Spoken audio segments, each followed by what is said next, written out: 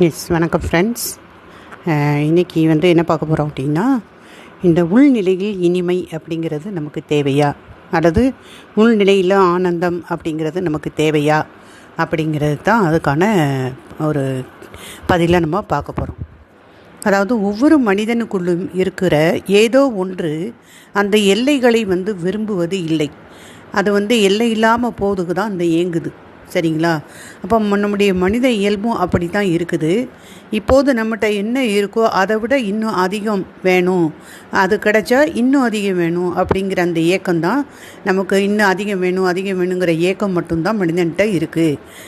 இப்போ ஒரு கார் இருக்குது அப்படின்னா, இன்னும் எனக்கு 4 கார் வேணும், 4 வீடு வேணும், இப்படி நம்முடைய ஆசைகள் இன்னும் வேணும் அப்படின்னு இருக்குது. அப்படின்னா அதனுடைய அர்த்தம் என்ன அப்படின்னா, ஒவ்வொரு மனிதனுக்குள்ளும் இருக்கக்கூடிய ஏதோ ஒன்று அந்த எல்லைகளை விரும்புவது இல்லை. அது எல்லை இல்லாமல் போவதுக்காக அது ஏங்குது அப்படின்னு அர்த்தம் அப்படின்னு சொல்கிறாங்க. அப்போ இந்த ஏக்கம் அப்படி அதிகம் வேண்டும் என்பதாக இல்லை, எல்லாமே வேண்டும் அப்படிங்கிறதாக அது இருக்குது. ஆமாம், நாம் அந்த எல்லை இல்லாமல் விரிவடையவே நாம் ஏங்கி கொண்டு இருக்கிறோம். என்ன அப்படின்னா, நம்ம ஒரு தவணை முறையில் சிறிதாக நம்ம அதிகரித்து கொள்ள முயல்கிறோம் அப்படின்னு சொல்கிறாங்க. இந்த மெட்டீரியல் லைஃப்பில் நம்ம அப்படி தவணை முறையில் சிறிதாக நம்ம அந்த அதிகரித்து கொள்கிறோம். இப்போ ஒரு அறையில் நம்ம இப்போ நம்மளை பூட்டி வச்சுட்டாங்க அப்படின்னா, கண்டிப்பாக அதுலேருந்து நம்ம விடுபட தான் நம்ம எண்ணுவோம். ஏன்னா அந்த தடுப்பு அந்த எல்லைகளை நாம் உணரும்போது அந்த தகர்க்கக்கூடிய அந்த ஏக்கம் அது நமக்கு உண்டாகும். அப்போ இந்த ஏக்கம் மனிதனுடைய எல்லா முயற்சிகளுக்கும் இந்த குறிக்கோளுக்கும் உயர்வானது அப்படின்னு கருதப்படுது. சரிங்களா? அப்போ இந்த விடுதலைக்கான இந்த ஏக்கம் அல்லது முக்தி என்பது ஒவ்வொரு மனிதருக்குள்ளும் இருக்கக்கூடிய அந்த அடிப்படை ஏக்கம் அப்படின்னு நம்ம அதை சொல்லலாம். ஸோ ஒவ்வொரு மனிதனுக்குள்ளும் அந்த ஆன்மீக தேடல் அல்லது முக்திக்கான அந்த வழி அல்லது அதுக்கான ஏக்கம் அப்படிங்கிறது எல்லா மனிதருக்குள்ளும் இருக்குது. ஆனால் நாம் மெட்டீரியல் லைஃப்பில் என்ன பண்ணுறோம் அப்படின்னா, நமக்கு இது வேணும் அது வேணும் இப்படின்னு சொல்லி நம்மளுடைய அந்த குறிப்பிட்ட எல்லையை விரும்பாமல் எல்லையற்று போவதற்கு நம்ம விரும்புகிறோம். அப்போ அதை தவணை முறையில் இந்த நம்ம மெட்டீரியலான விஷயங்களை நமக்கு 1 காணாது 2 வேணும் 3 வேணும் அப்படி அதிகமாக ஆசையாக அதை நாம் அதை எண்ணி நாம் அடைந்து கொண்டு இருக்கிறோம் அப்படிங்காங்க. அப்போ இந்த விடுதலைக்கான இந்த ஏக்கம் அல்லது இந்த முக்தி அப்படிங்கிறது ஒவ்வொரு மனிதனுக்குள்ளும் இருக்கக்கூடிய அந்த அடிப்படை ஏக்கம் அப்படிங்கிறதா இங்கே தெரியுது. அப்போ நம்ம அனைவருடைய இந்த இறுதி இலக்கும் அதுதான். சரிங்களா? இப்போ நாம் விழிப்புணர்வு இல்லாமல் இந்த பணம், அன்பு, காதல், அறிவு, செல்வாக்கு அப்படின்னு சொல்லி தவணை முறையில் நாம் விரிவடைய முயற்சி பண்ணுறோம். இப்போ ஒரு உதாரணம் பாருங்களேன். இப்போ ஒரு டைம் பாஸுக்கு நம்ம ஷாப்பிங் பண்ணுறது, அதெல்லாமே இந்த மனிதனுடைய ஆசை அப்படிங்கிறது இதுக்கு அதுக்கு அப்படின்னு இல்லை, அது எல்லையற்று விரிவதற்கு தான் அப்படிங்கிறது தான் அது காட்டுது. அப்போ இந்த எல்லை இல்லாமல் விரிவடையக்கூடிய அந்த சாத்தியம் இந்த மனிதனாக பிறந்த ஒவ்வொருவருக்குமே இருக்குது. அப்போ இந்த பேரானந்தத்தை, அந்த எல்லையற்ற நிலையினுடைய அந்த பரவசத்தை யாருமே நமக்கு அதை நமக்கு கிடைக்காம போகாது அல்லது யாருமே மறுக்க முடியாது அப்படின்னு சொல்கிறாங்க. ஸோ அந்த வாழ்வு அப்படிங்கிற அந்த கொண்டாட்டத்துக்கு நாமே ஒரு தடையாக ஆகாமல் இருந்தோம் அப்படின்னா கண்டிப்பாக இந்த இது நமக்கு கிடைக்கும் அப்படின்னு சொல்கிறாங்க. அப்போது இந்த விருப்பத்தோடு இருக்கக்கூடிய அனைவருக்குமே இது கைகூடும், இது ஒரு நிதர்சனம் அப்படின்னு சொல்கிறாங்க. எது இந்த ஒரு அந்த எல்லை இல்லாத ஒரு விரிவடைதலில் நமக்கு அந்த நம்முடைய ஒவ்வொரு மனிதனுக்குள்ளே இருக்கக்கூடிய அந்த ஏக்கம் இருக்குது இல்லையா, எல்லை இல்லாமல் போவதுக்கு அது ஏங்குது இல்லையா, அந்த ஏக்கத்தை பற்றி சொல்கிறாங்க. அப்போ இது கண்டிப்பாக நமக்கு கைகூடும் நிதர்சனம் தான் அப்படின்னு சொல்கிறாங்க. இது ஒவ்வொரு மனிதனுடைய பிறப்புரிமை அப்படின்னு சொல்கிறாங்க. சரிங்களா? அப்போ நம்ம செய்யக்கூடிய செயல்கள் அனைத்துமே ஏதோ ஒரு இலக்கை நோக்கி தான் இது இருக்குது. ஒரு இலக்கை நோக்கியே இது நாம் செய்கிறோம். நாம் ஒரு வேலைக்கு போகிறதோ, தொழில் தொடங்குறதோ அல்லது குடும்பத்தை நடத்துகிறதோ எதுவாக இருந்தாலும் நம்ம முயற்சி எதுவாக இருந்தாலும் அந்த நோக்கம் அப்படிங்கிறது ஒன்றே ஒன்று தான் இருக்குது. அதுதான் ஆனந்தம். நம்ம ஆனந்தமாக இருக்கணும், சந்தோஷமாக இருக்கணும் அப்படிங்கிறதுக்காக தான் எல்லா விஷயத்தையுமே நம்ம பண்ணுறோம்.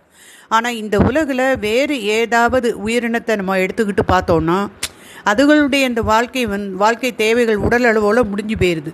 அதுகளுக்கு ஒரு சாப்பாடு மட்டும் கிடைச்சாலே போதும், மற்ற வேறு எதுவும் அது அதுக்கு 2 கார் வாங்கணும், வீடு வாங்கணும் அப்படிங்கிற மாதிரி அது ஆசைப்படலை.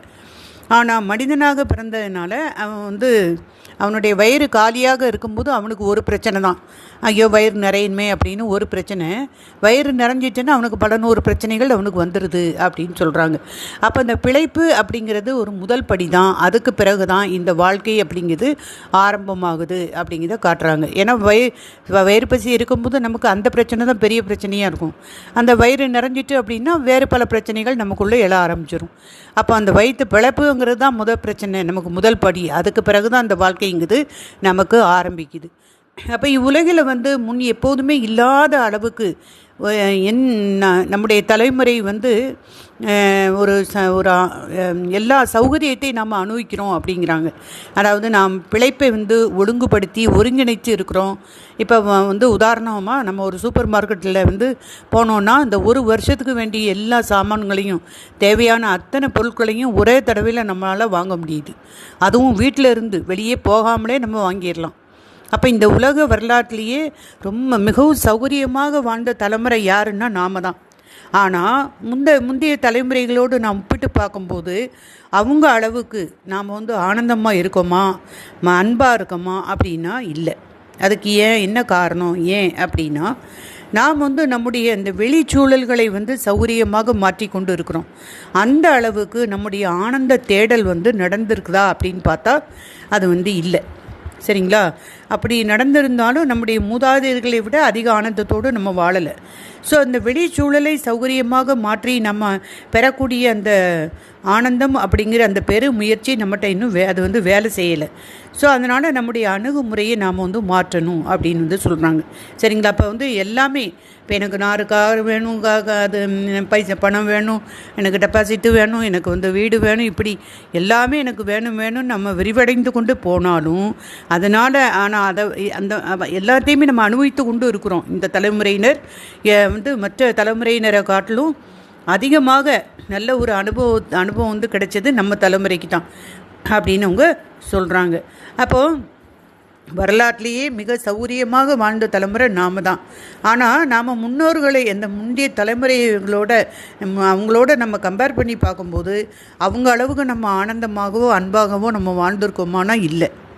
அப்போ அதுக்கு என்ன காரணம் அப்படின்னா அந்த வெளிச்சூழல்களை சௌகரியமாக மாற்றிக்கிட்டோம் வெளியே நம்முடைய உள் தேடல், அந்த உள் ஆனந்தம் இருக்கான்னா அதுக்கு இல்லை அப்படின்னு சொல்கிறாங்க. அப்போ அதுக்கு என்ன செய்யணுன்னா நம்முடைய அணுகுமுறையை நாம் மாற்றணும் அப்படின்னு சொல்கிறாங்க. சரி, அப்போது நம்முடைய அந்த உள்நிலையினுடைய ஆழத்திலிருந்து நாம் இனிமையாக உணரணும். உள்நிலையில் ஆழத்திலிருந்து அந்த இனிமை அப்படிங்கிறது அல்லது உள் ஆனந்தம் நமக்கு இருக்கணும். அப்போனா தான் நம்ம வாழ்க்கை நன்றாக இருக்கும் அப்படின்னு சொல்கிறாங்க. இப்போ வெளியில் எல்லா சௌகரியங்கள் வசதிகள் எல்லாமே நமக்கு இருக்குது. ஆனால் உண்மையான ஒரு ஆனந்தம் நமக்கு இருக்கா? அன்பாக நம்ம எல்லாத்தையும் இருக்கிறோமா? சந்தோஷம் உண்மையே நமக்கு இருக்கான்னா இல்லை. ஏன்னா உள்நிலை ஆனந்தம் நம்மள்கிட்ட இல்லை, உள் ஆனந்தம் உள் இனிமை நம்மள்கிட்ட இல்லை அப்படின்னு அவங்க சொல்கிறாங்க. அப்போது இந்த நம்ம உடல் நம்முடைய உடல் இப்போ இனிமையாக இருக்குது அப்படின்னு வச்சுக்கோங்க. அப்போன்னா அதை நம்ம அதுக்கு என்ன பேர் சொல்லுவோம்னா ஆரோக்கியமாக இருக்கும் அப்படின்னு சொல்லுவோம். அதே நேரத்தில் நம்முடைய உடலானது மிக இனிமையாக இருக்குது அப்படின்னா அதை நாம் இன்பம் அப்படின்னு பேர் சொல்கிறோம். அதே மாதிரி இப்போ நம்முடைய மனம் இனிமையாக இருக்குது அப்படின்னா அதை நிம்மதி அப்படின்னு நம்ம சொல்கிறோம். அதே இந்த மனமானது மிக இனிமையாக இருக்குன்னா அதை நம்ம ஆனந்தம் அப்படின்னு நம்ம பேர் சொல்கிறோம். அதே மாதிரி இப்போ நம்முடைய உணர்வுகள் இனிமையாக இருக்குதுன்னா அதை அன்புன்னு சொல்கிறோம். மிக இனிமையாக இருந்துச்சுன்னா அதை நாம் கருணைன்னு சொல்கிறோம். நம்முடைய இந்த உயிர் சக்தி இளமையாக இருந்துச்சுன்னா அதை பேரானந்தம்னு சொல்கிறோம். அதே மாதிரி மிக இனிமையாக இருந்துச்சு அப்படின்னா அதை பரவசம் அப்படின்னு நம்ம சொல்கிறோம். அப்போது நம்முடைய உள்ளேயும் வெளியேயும் அந்த உள்நிலை இனிமையாக இருந்தால் அதை நாம் நிம்மதி, ஆனந்தம், மகிழ்ச்சி அப்படின்னு அது சொல்லப்படுது. ஆனால் வெளி சூழல் இனிமையாக இருந்தால் அதை நம்ம வெற்றின்னு நம்ம சொல்கிறோம். சரிங்களா? அப்போ இந்த மனித அனுபவங்கள் அப்படின்னு பார்த்தாலே அதாவது மனித அனுபவங்கள் வெவ்வேறு அளவிலான இனிமையற்ற நிலைகள் அப்படின்னு தான் நாம் அதை சொல்கிறோம். அப்போ இந்த ஆனந்தம், நிம்மதி அல்லது பேரானந்தம் இவற்றை உணராதவங்க யாருமே இருக்க முடியாது. அப்படி இருந்தாலும் அவை எல்லாமே ஒரு தற்காலிக ஒரு நிகழ்வாகத்தான் இருக்குது அப்படின்னு சொல்கிறாங்க. ஸோ இப்போ பார்த்தோம் இல்லையா, நம்முடைய உடல் இனிமையோ அல்லது மன இனிமையோ அல்லது உணர்வினுடைய இனிமையோ அல்லது நம்முடைய உயிர் சக்தியினுடைய இனிமையோ அனுபவிக்காதவங்க இருக்க மாட்டாங்க. ஆனால் அனுபவிக்கிறாங்க, பட் அது தற்காலிகமாக இருக்குது அப்படின்னு சொல்கிறாங்க. அடுத்து என்ன சொல்கிறாங்க அப்படின்னா அடுத்து பிறரை வந்து நான் அதாவது அந்த அவை எல்லாமே தற்காலிக நிகழ்வாக இருக்குது. அவற்றை நாம் தக்க வச்சுக்கிட முடியல. அப்போ நமக்குள்ளே நம்ம ஏன் இனிமையாக இருக்க நாம் விரும்புகிறோம் அப்படிங்கிற ஒரு காரணத்தை நம்ம பார்க்கணும். அப்போ இப்போ வந்து நம்ம என்ன சொன்னாங்க அப்படின்னா, அந்த எல்லாத்துலேயுமே நம்ம ஒரு இனிமைங்கிறது தெரியுது, ஆனால் அது நிரந்தரமாக இல்லை, தக்க வைத்து கொள்ளவும் முடியல. ஆனால் நமக்குள்ளே நம்ம வந்து வெளியில் நம்ம அதாவது நமக்குள்ளே நம்ம ஆனந்தம், அமைதி, அந்த சந்தோஷம் இதெல்லாம் இருக்கணும்னு சொல்லி தான் நாம் வந்து நம்முடைய எல்லைகளை விரிவடைஞ்சு கொண்டே போயிருக்கோம். எனக்கு ஒரு கார் இருந்தால் 4 கார் வேணும், ஒரு வீடு இருந்தால் 5 வீடு வேணும், இப்படிலாம் நம்ம இந்த ஆசைகளை கூட்டிக் கொண்டே போயிருக்கோம். அல்லது நம்முடைய எல்லைகளை விரிவடைச்சு கொண்டே போகிறோம். அது நம்முடைய ஏக்கமாக இருக்குது. அப்போ அதனுடைய காரணம் என்னென்னா, நம்மளுடைய உள் மனதில் அந்த இனிமையை நாம் கொண்டு வரணுங்கிறதுக்காக, அந்த ஆனந்தத்துக்காக, அந்த சந்தோஷத்துக்காக தான் மனிதன் இவ்வளோ கஷ்டப்படுறான் இல்லையா? அப்போது அதுக்கு என்ன சொல்கிறாங்க அப்படின்னா, இந்த ஆனந்தம், நிம்மதி அப்படிங்கிறது இதை வந்து நம்ம ஏன் வந்து நமக்குள்ளே இனிமையாக இருக்கணும் அப்படின்னு நம்ம நினைக்கிறோம் அப்படின்னா, காரணம் நம்ம உள் இனிமை நமக்கு ஏன் தேவை அப்படின்னா, இனிமையாக நம்ம உள்ளுக்குள்ளே இருக்கும்போது தான் நாம் வந்து எல்லோரிடத்துலையுமே அது எல்லா இடத்திலும் நாம் இனிமையாக இருக்க முடியும். சரிங்களா? இப்போ நமக்குள்ளே ஒரு அமைதி இல்லை அப்படின்னா வெளியில் யார்கிட்டையும் நம்ம எல்லாத்தையும் எரிஞ்செறிஞ்சு விழுவோம். இந்த அமைதியை வெளியே நம்ம கொடுக்க முடியாது. நமக்குள்ளே ஒரு அன்பாக இருந்தால் தான் நம்ம மற்றவங்களுக்கு அன்பை கொடுக்க முடியும் இல்லையா? அப்போ அதே மாதிரி தான் இங்கே நாம் வந்து உள்ளுக்குள்ளே நம்ம இனிமையாக இருந்தால் தான் எல்லோரிடத்துலையும் நாம் எல்லா இடத்துலையும் இனிமையாக இருக்க முடியும். அதே மாதிரி உள்ளுக்குள்ளே இனிமையாக இருந்தால் தான் மிக இயல்பாகவே வெளியிலும் நாம் அப்படி இருக்க முடியும். அப்போ ஒரு நிம்மதியான அந்த அமைதியான அந்த சமூகத்தை நாம் உருவாக்குறதுக்கும், ஒரு ஆனந்தமான அந்த ஒரு உலகத்தை நாம் உருவாக்குவதற்கும் நாம் அந்த உள்நிலையில் இனிமை அப்படிங்கிறது ரொம்ப ஒரு உறுதியான ஒரு காப்பீடாக இருக்குது. அப்போ இது எல்லாத்துக்குமே மேலாக இந்த உலகத்தில் வெற்றி பெறணும்னு நினைப்பாங்க இல்லையா? அவங்களுக்கும் கூட அந்த உள்நிலையில் நாம் இனிமையாக இருக்கணுங்கிறது ரொம்ப அவசியம். ஏன் அப்படின்னா, ஒரு செயலில் வெற்றி அப்படிங்கிறது எப்போ கிடைக்கும்? நம்முடைய உடல் மற்றும் மனதினுடைய இந்த திறன்களை நாம் எந்த அளவுக்கு திறமையாக நாம் உபயோகிக்கிறோமோ அதை பொறுத்து தான் நம்முடைய வெற்றிங்கிறது அமையுது. அப்போது நம்முடைய உடலும் மனமும் அந்த நிலையில் உள்நிலையில் இனிமையாக இருக்கும்போது மட்டும்தான் நம்மளால் நம்முடைய உடல் அளவிலும் மனதளவிலும் அந்த முழு திறனோடு நம்மளால் செயல்பட முடியும். அப்போ அந்த உள் அமைதி, இந்த உள் ஆனந்தங்கிறது எவ்வளோ முக்கியம்னு காட்டுறாங்க. அப்போ இந்த 24 மணி நேரம் நம்ம வந்து தொடர்ந்து இந்த பேரானந்த நிலையில் நாம் இருந்தால் நம்முடைய இந்த அறிவு திறன் வந்து கிட்டத்தட்ட 2 மடங்கு அதிகமாகும் அப்படின்னு வந்து அதில் சொல்கிறாங்க. அப்போ இந்த உள்நிலை ஆனந்தம் அப்படிங்கிறது ரொம்ப ரொம்ப முக்கியம். அப்போ இந்த உள்நிலைகளில் இருக்கக்கூடிய அந்த குழப்பங்களை எல்லாம் சரி செஞ்சு அந்த தெளிவான ஒரு சிந்தனையை வந்து செயல்படுவதற்கு இடமளித்தோம் அப்படின்னா இந்த உள்நிலை ஆனந்தம் அப்படிங்கிறது நமக்கு நடக்கும்.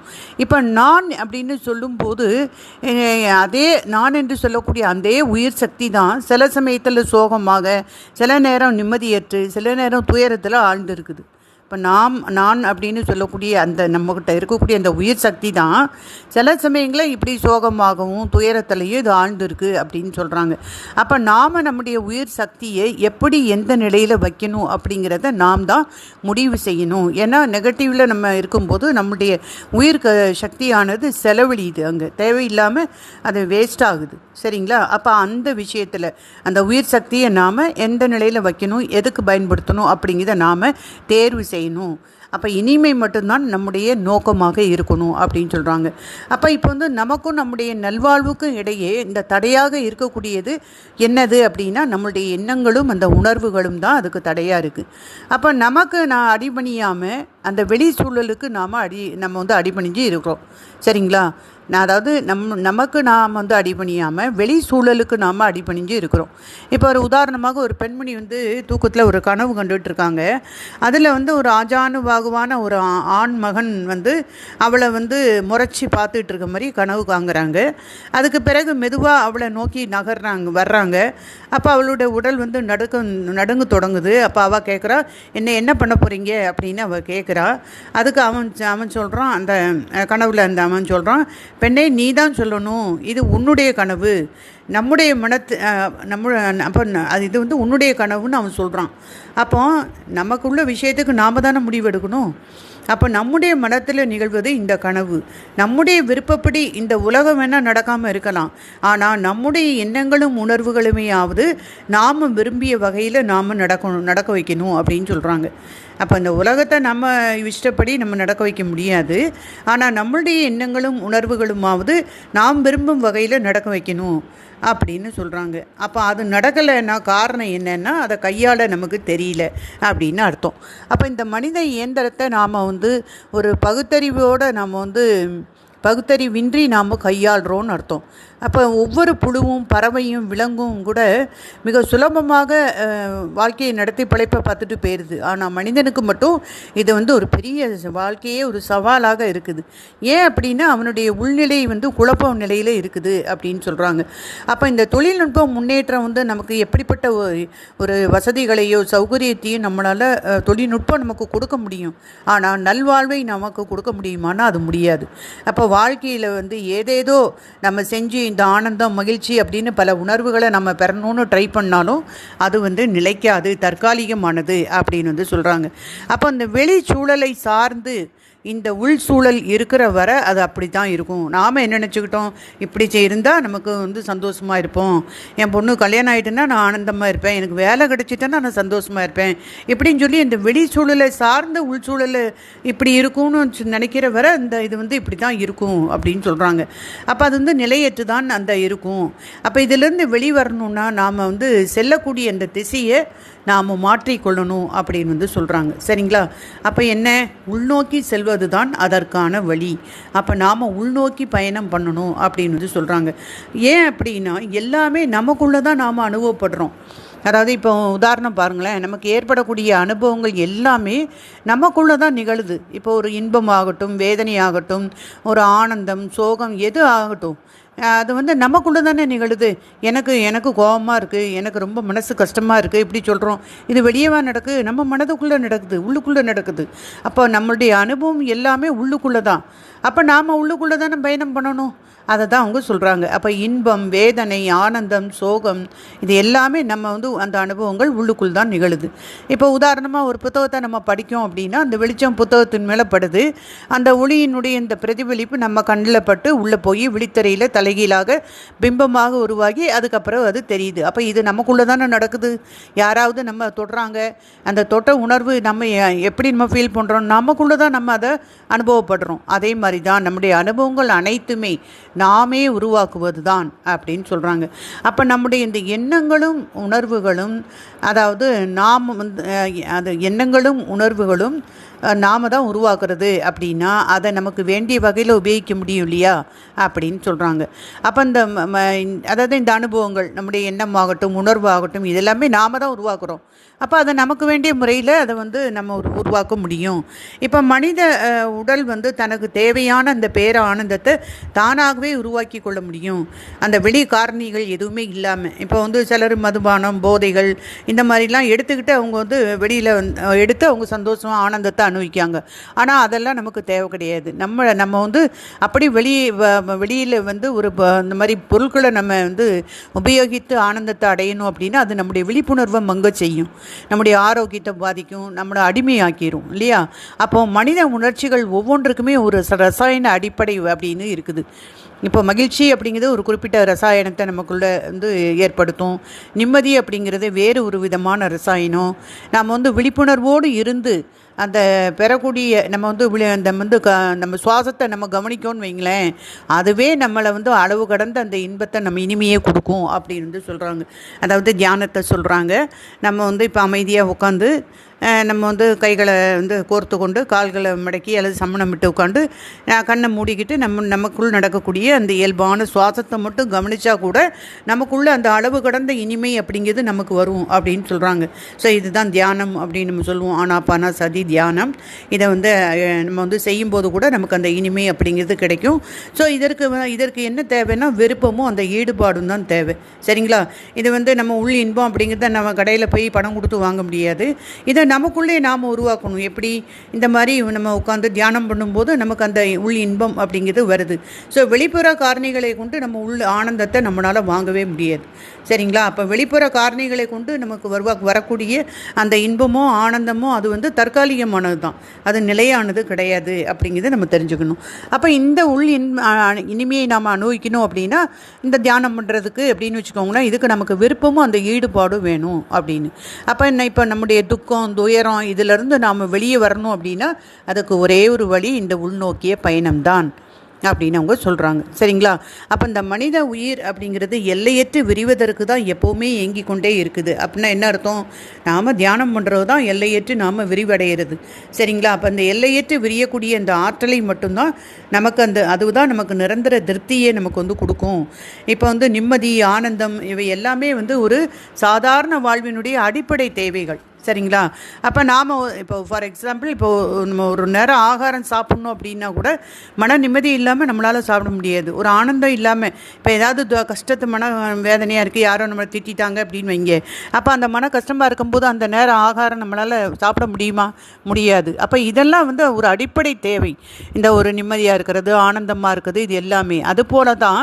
இப்போ நம்முடைய குடும்பம், நம்ம வேலை, நம்ம அந்த வாழக்கூடிய இந்த உலகம், இது எல்லாமே நல்ல விதமாக நாம் வந்து உணரணும் அப்படின்னா நாம் வந்து நிம்மதியாக ஆனந்தமாக இருக்கணும். சரிங்களா?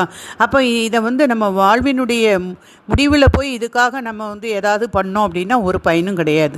அப்போ வந்து ஆன்மீக பாதையை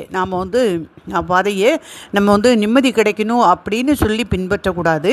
இன்று பலருமே வந்து அமைதியேற்று இருக்கிறதுனால அந்த நிம்மதிக்காக ஏங்கி கொண்டு இருக்காங்க அப்படின்னு வந்து சொல்கிறாங்க. ஏன்னா நம்மகிட்ட எது இல்லையோ அதுக்கு தானே நம்ம வந்து ஏங்குவோம். அதை பற்றி அவங்க சொல்கிறாங்க.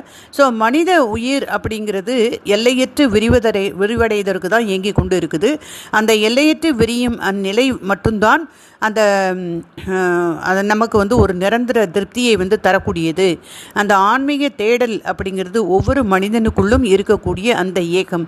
அப்போ அது வந்து நமக்குள்ளேயே ஒரு நிம்மதி ஆனந்தம் பேரானந்தம் இது எல்லாமே இருந்துச்சுன்னா, இப்போ யாருக்காவது ஒருத்தவங்களுக்கு இயல்பாகவே அவங்களுக்குள்ள அந்த உள் ஆனந்தம் பேரமைதி அல்லது அந்த ஒரு உள் சந்தோஷம் இதெல்லாம் இருக்குது அப்படின்னா அவங்க ஆன்மீக தேடலில் ஆல்ரெடி இருக்காங்க அப்படின்னு அர்த்தம். சரிங்களா? அப்போ நாம் அந்த பேரானந்த நிலையில் இருக்கும்போது தான் நம்முடைய அந்த உள்வாங்கும் திறன் அப்படிங்கிறது அதிக உச்சத்தில் இருக்கும் அப்படின்னு வந்து சொல்கிறாங்க. அப்போ நம்ம வந்து அந்த உள்வாங்கும் இந்த பேரானந்த நிலையில் இப்போ தியானம் பண்ணுறவங்களுக்கு இதை பற்றி தெரியும். அப்போ தியானத்தை பற்றி இங்கே வந்து சொல்கிறாங்க, நாம் வந்து நமக்குள்ளே பயணம் பண்ணணும். அப்படி பயணம் பண்ணுதான் நமக்கு அந்த உள் அமைதி உள் ஆனந்தம் உள் சந்தோஷம் இது எல்லாமே நமக்கு வந்து உள் நிம்மதி எல்லாமே நமக்கு வரும். அது வந்து நிரந்தரமானது. அது வந்து நம்மளுடைய வெளி விஷயங்களில் அது வந்து பிரதிபலிக்கும். அது இப்போ எனக்குள்ளே அன்பு இருந்தால் தான் நான் மற்றவங்கள மேலே அன்பு செலுத்த முடியும், எனக்கு தெரியும். அதே மாதிரி என்னுடைய மனதில் ஒரு அமைதி நிம்மதி இருந்தால் தான் மற்றவங்களுக்கு நான் அதை கொடுக்க முடியும். இல்லைன்னா எல்லாத்தையும் எரிஞ்சு விழுவாங்க. சிலர் அடிக்கடி கோவப்படுறது, வெளியே மற்றவங்ககிட்ட வந்து கோவப்படுறது, எரிஞ்சு விழுறது, இதெல்லாம் அவங்களுக்குள்ள அந்த ஒரு அமைதி இல்லை அப்படின்னு அர்த்தம்.